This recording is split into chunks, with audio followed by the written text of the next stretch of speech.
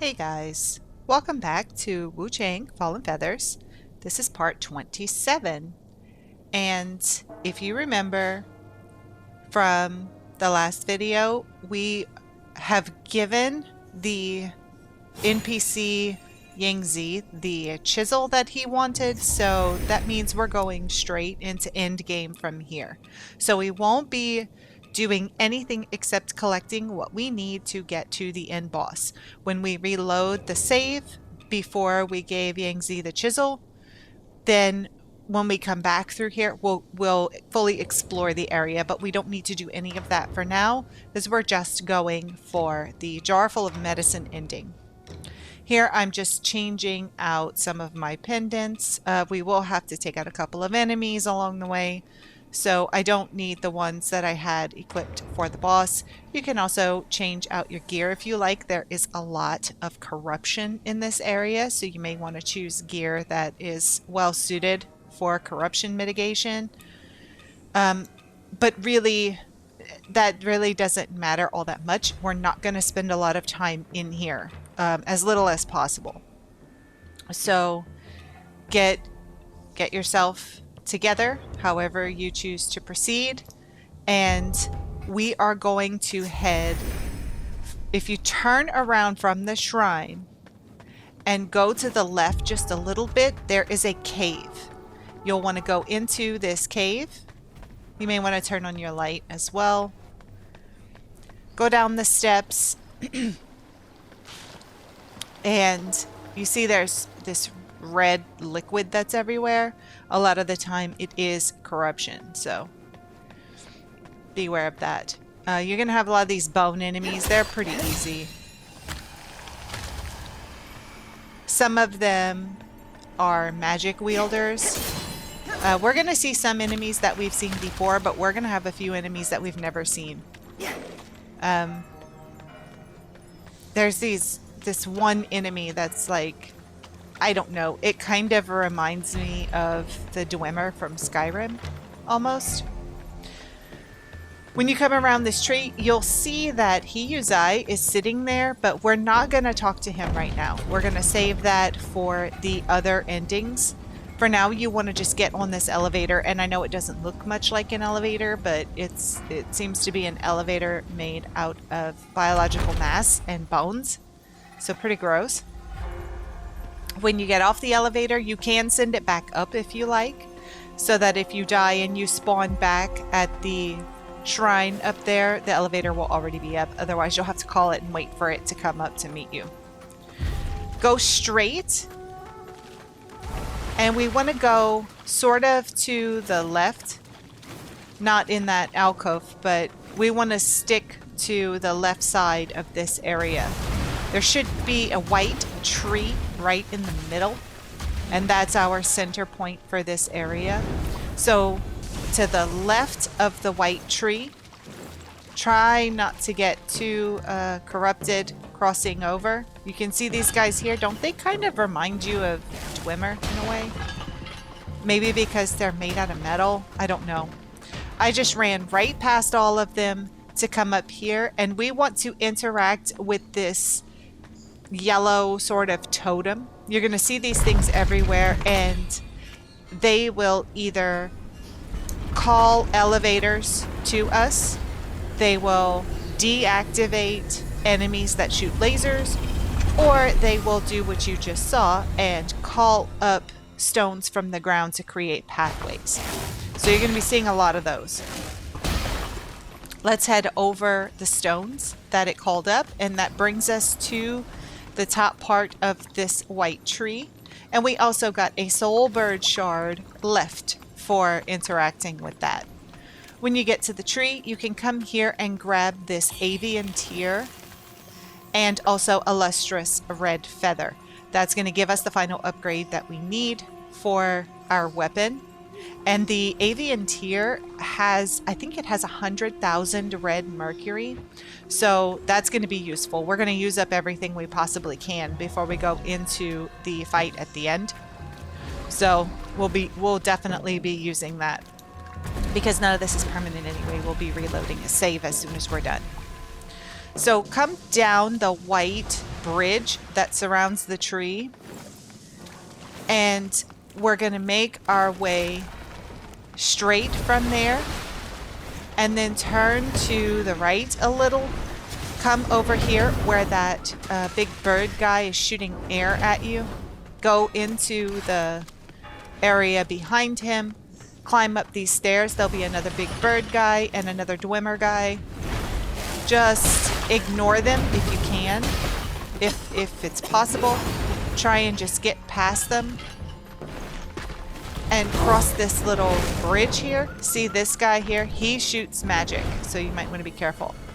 When you get down to this area, we need to drop down. And then climb up this next set of stairs. And you'll see the yellow interact point again. Once you interact with it, you'll see some more stones come up and form a path back over to the white tree.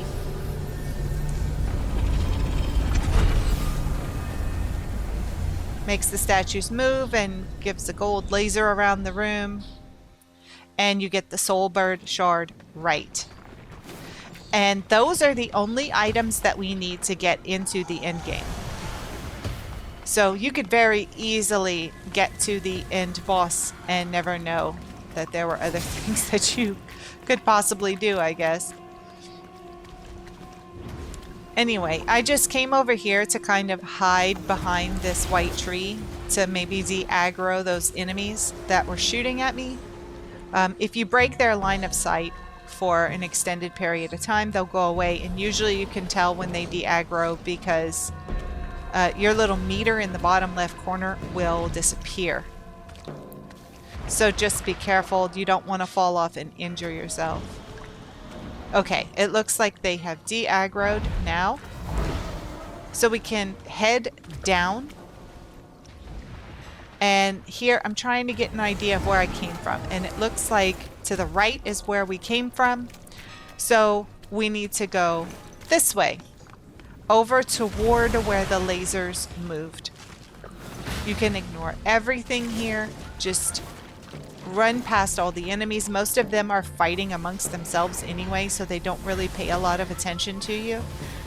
Make your way up the stairs where you can see the gold laser lights are pointing down. And when you get to this altar, you want to hit the use button and you'll combine the left and right Solbird shards. It will give you a cutscene where you get to see a massive door open. And that is pretty much our end game through those doors.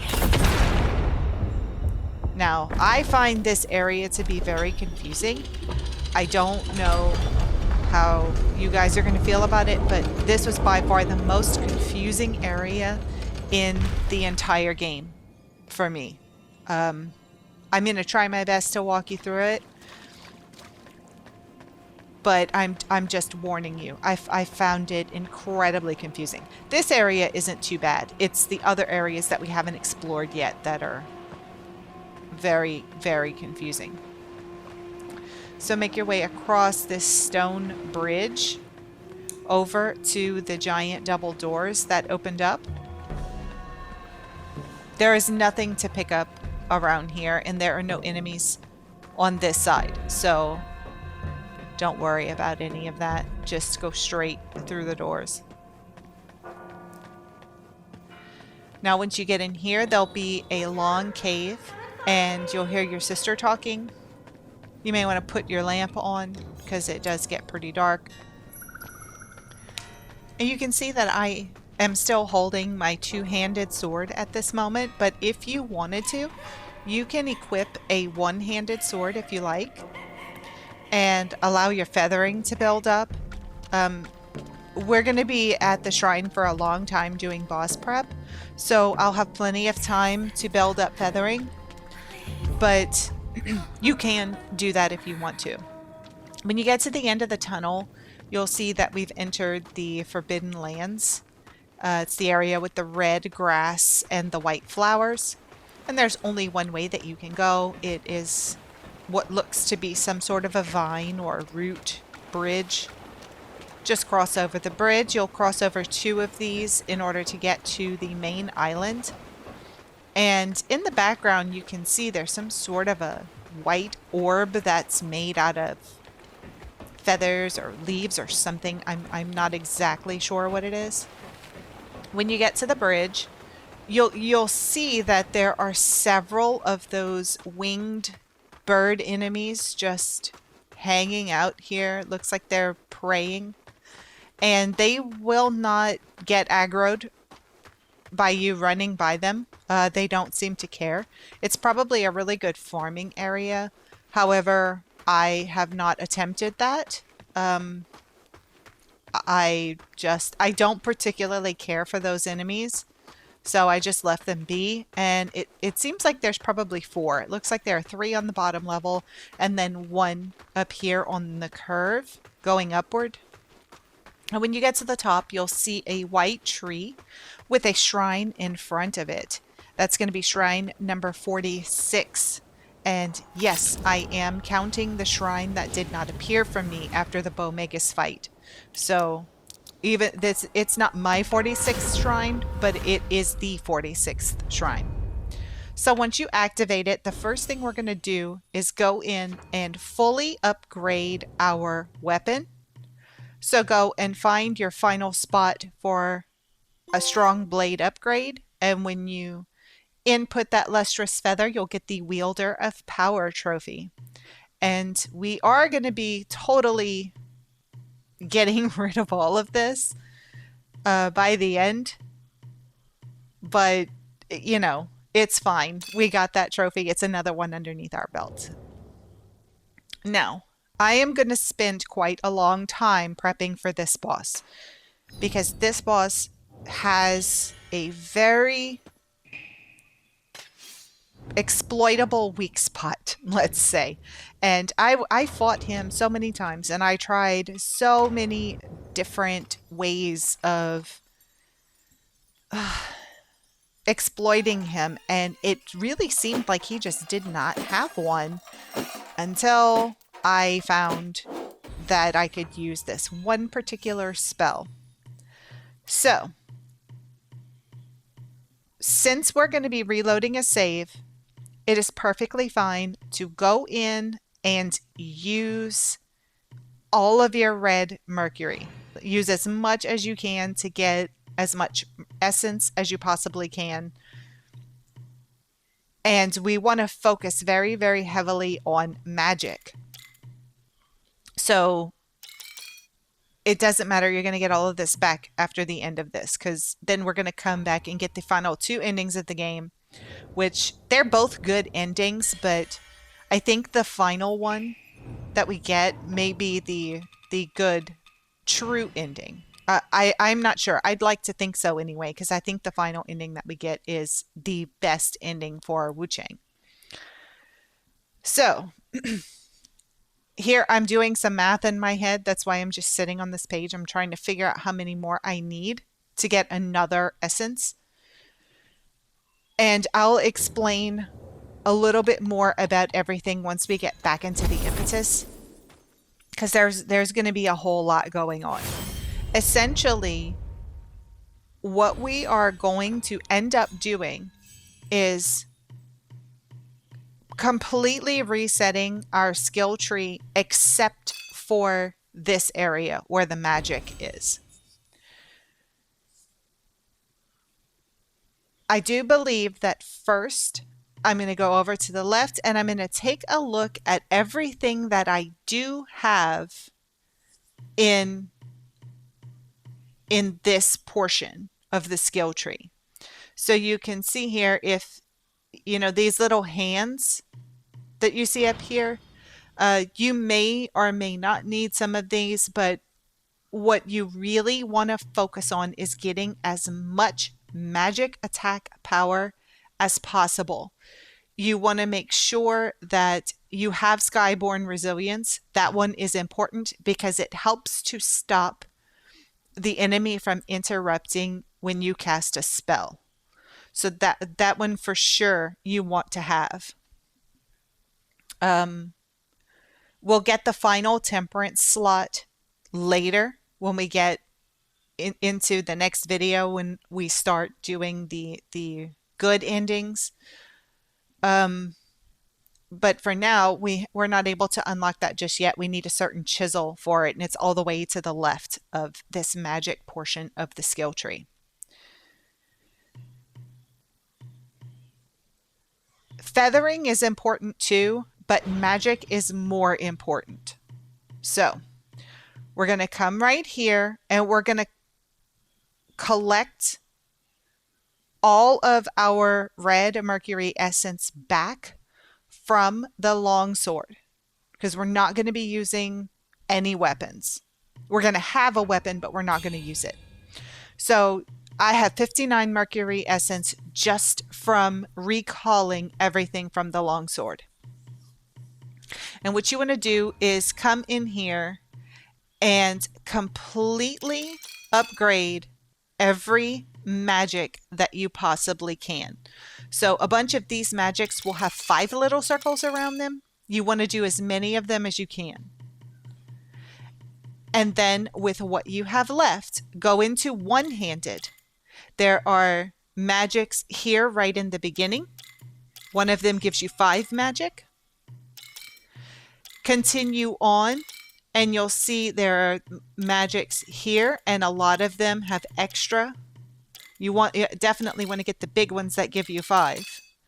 And then a bunch of the smaller ones have the extra dots, so you can get 3 to 5 with that. And that's going to be all of the magics that you can get on the one-handed sword. The rest doesn't matter. You can upgrade it with the feathers if you want to, but it's not necessary because we're not actually going to be using it. And here I'm just double checking everything because this does get a little bit confusing. We're going to go into two-handed, and you can choose one side or the other. I don't think it really matters which side, because here I'm trying to see. You can barely see where the magics are if you go up and look, but I'm going to the right side. Let's go up. You'll see there's a magic at the end here that has extra upgrades. Then go to the left and you'll see another magic right at the end that has extra upgrades there as well. But I ran out of essence. That's okay. We are totally... we have so much magic. We're golden. Let's go into our temperance needles here. You should have the arcane needle. You can remove that one, get your essence back, and then get the magic bone needle. And you want to equip it. So go in to your tempering, equip the magic needle, and then you can look at what you have here with your other needles. You can change those if you need to, but I think what I have is good. I have a magic stone needle, and then I have 2 that help to increase my temperance. And now we're going to go in and equip a one-handed sword. So take a look at your one-handed swords. And what I'm doing is, you see that the lotus flower in the middle, it tells you what each one has. And the astral blade has the highest magic content of all of the one-handed swords. So I'm just going through and confirming that before I settle on this to make sure that I have the best one-handed blade to contribute to my magic needs. I'm not going to change out the lashing whip, even though I don't really need it. I'm just going to leave it and switch out my weapon in hand. So as you can see, I've gone through and looked at every single one-handed sword that I have, and Astral Blade is by far the best with magic. So let's swap that out, and we can let the feathering start building up. Also, you can wear clothing that has magic potential if you want. Your jade pendants, you want to choose the Tigreliz pendant. The Sun Pendant for increased magic. And you also want the Fiend Felling Pendant because the enemy we're fighting is very large, so it will be helpful. Make sure that you have the Lotus Soul Flame spell equipped and ready to go. Make sure that you swap it out using the left D-pad. Now we're going to go in and fix our benedictions. So in the first slot, Poise Force is a good benediction here. If you have something better, go ahead and use it. And we really are looking for what is going to get him in magic or poise break. I went with Skyborn Rejuvenation for the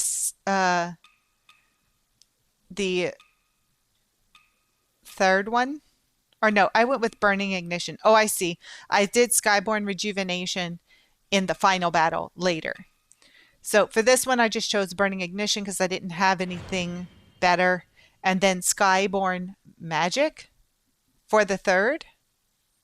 Or it might be Blightful. No, I don't think I chose Blightful Wounds. Skyborn Magic is the best one. Just throwing that out there.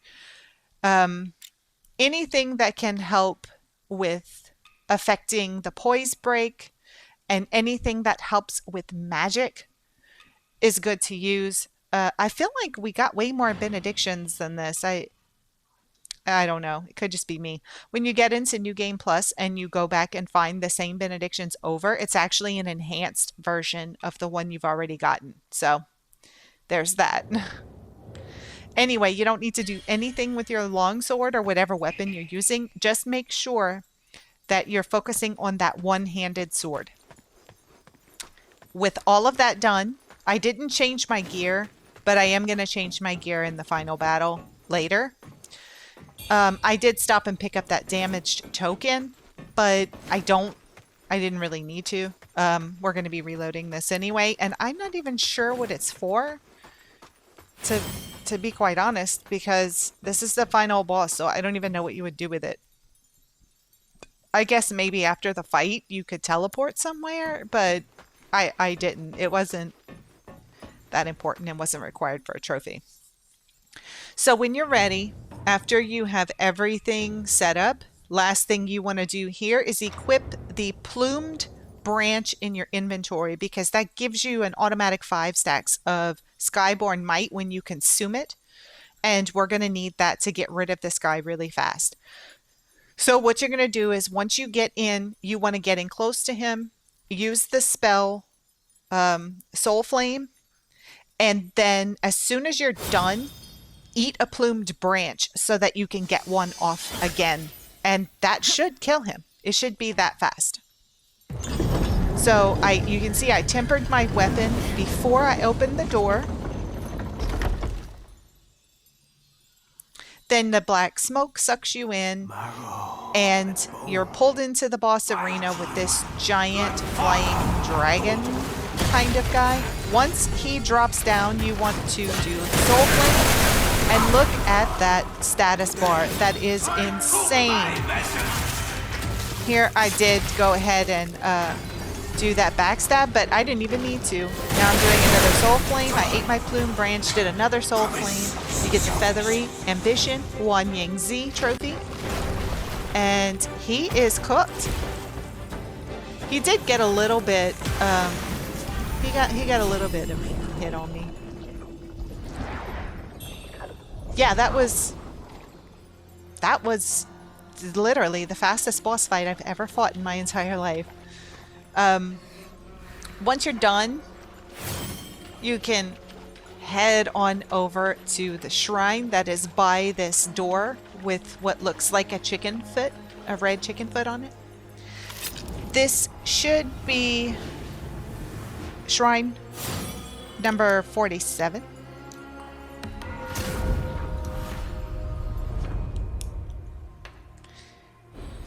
And I am going to go into my impetus. It looks like I have a red mercury essence, but it doesn't matter.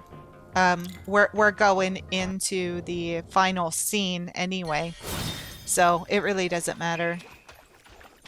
Walk over to this door and interact with it, and you want to enter the stream of samsara and no turning back. And this is your Jarful of Medicine ending.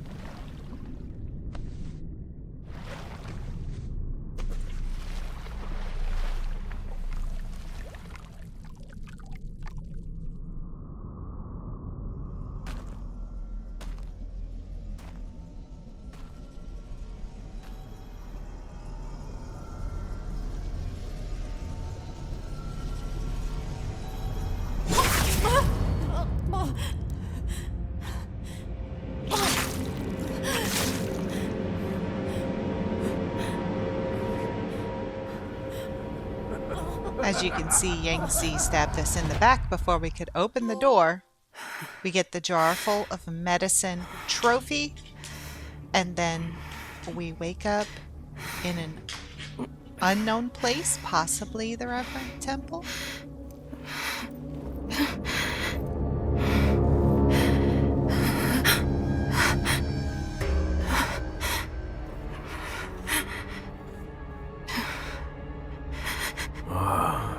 You're finally awoken. Rise, clothe these white bones once more.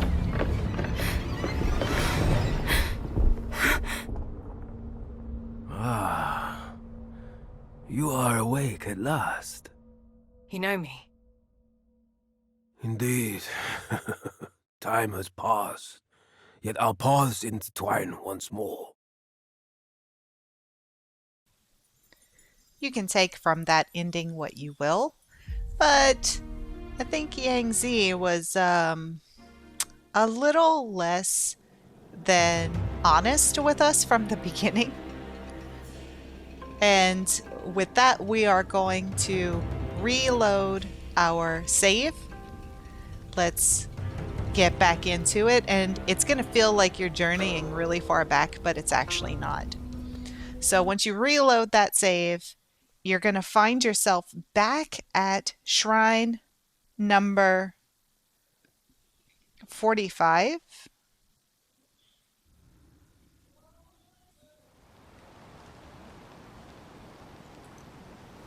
This is right before we spoke to Yangzi sitting by this tree.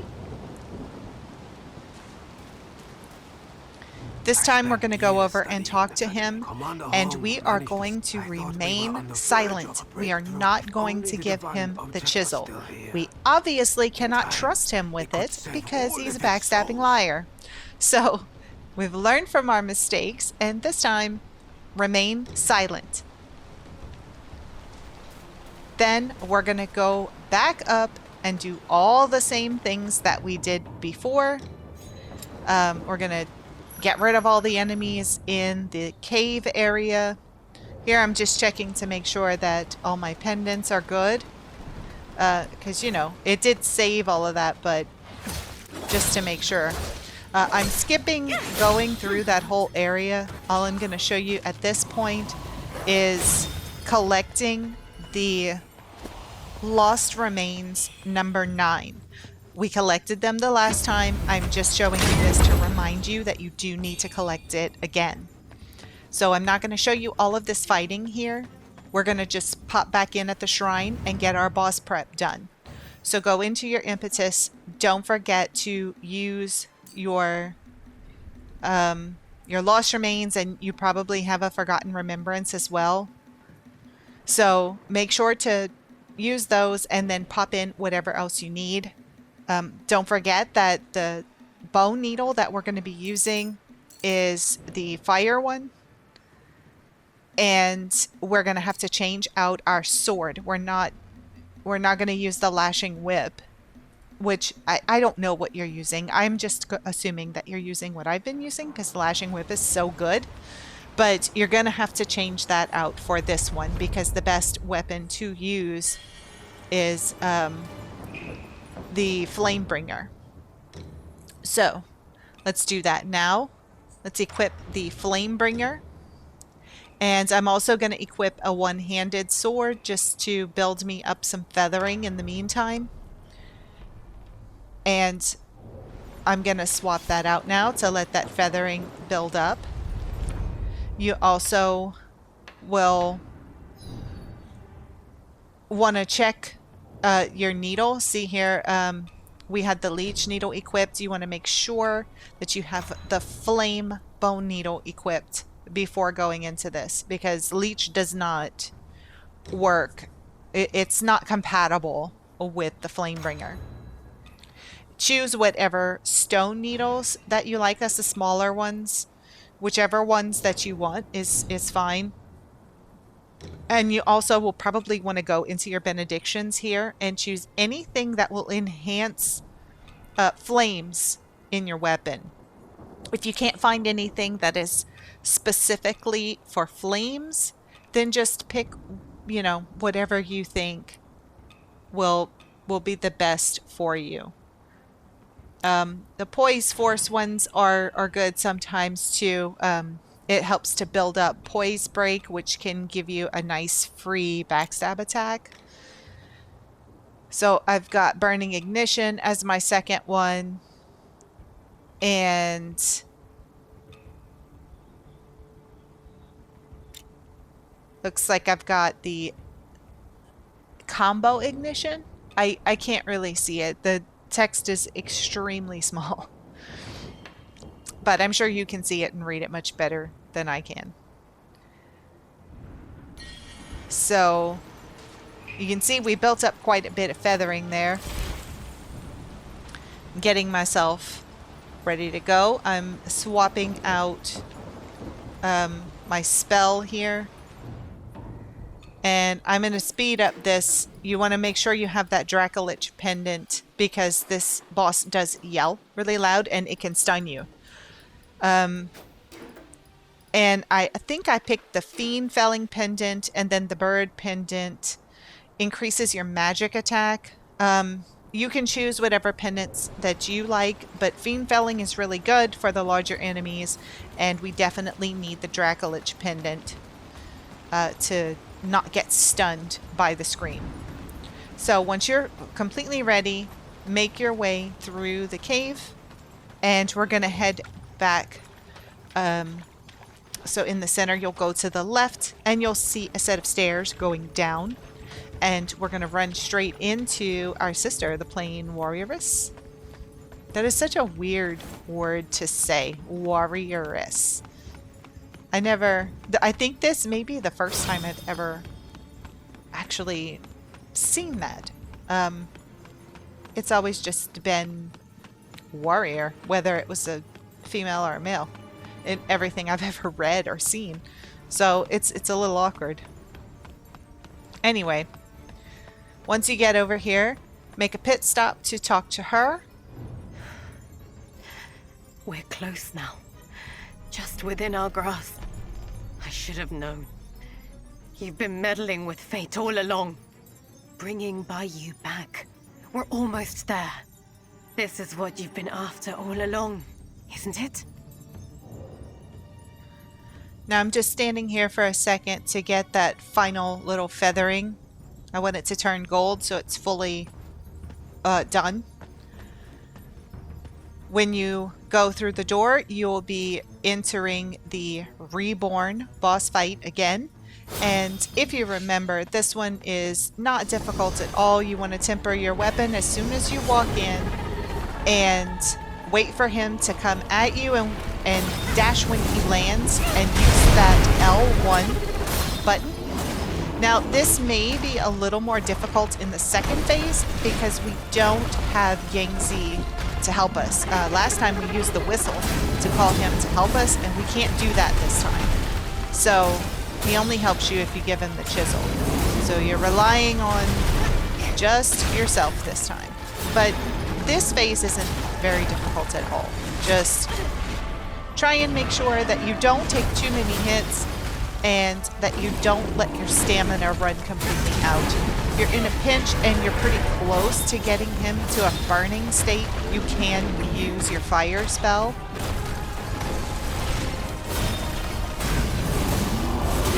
Otherwise, just keep hitting that L1 to swirl your fire sword around. When he falls, he is going to transform, and since we don't have Yangzi, you can see I turned to the right and I'm running. There is a pillar over here that you can hide behind. You may have to retemper before you leave, because see, he's forming that giant circle again, and he doesn't do it all the time. He doesn't reform that circle all the time. Sometimes he doesn't. If you get here too fast and hide, he'll just teleport closer to you. But since he's got it going, you know, getting bigger and coming at us, if you stay hidden back here, you're protected. So even though it explodes, it doesn't matter. You can see he's teleporting closer. I've retempered my weapon. And we're going to do the same thing that we did before with him. We're just going to keep trying to light him on fire by hitting the L1. I don't think I have the Lotus Soul Flame equipped this time, but we're going to make short work of him anyway. I don't remember if it goes faster this time, but I think it does. I think I actually take him out faster without the help of Yangzi.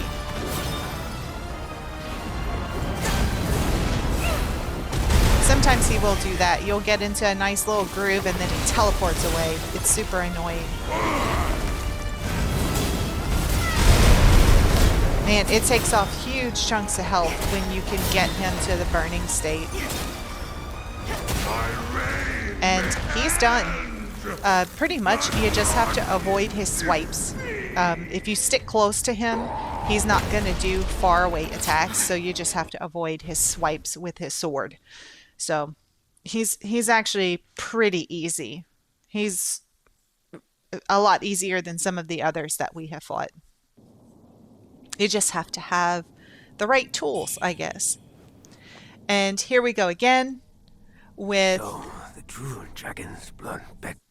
Falling down below that arena. You get all of your goodies from defeating the boss. And again, Yuxia and her companion are dead on the side, which is really sad. I don't think there's any way that you can save them. So we're at the capital entrance.